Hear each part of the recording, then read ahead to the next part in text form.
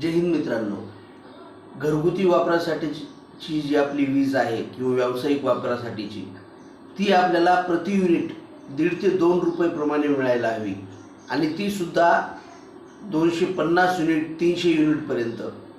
पण राजकारण्यांच्या भ्रष्टाचारामुळे आणि अधिकाऱ्यांच्या भ्रष्टाचारामुळे ही वीज आपल्याला जवळजवळ आज 10 रुपये युनिटप्रमाणे घ्यावी लागते. 100 युनिटच्या पुढं तिचे वीज दर वेगळे आहेत, 200 युनिटच्या पुढं वेगळे आहेत. पण एवढी ही राजकारण्यांनी केलेली चोरी ही आपल्या जनतेकडून ते वसूल करतात. म्हणून स्मार्ट मीटरची जी सक्ती करण्यात येत आहे तर तिचा विरोध करा आणि कुणीही स्मार्ट मीटर बसवू देऊ नका.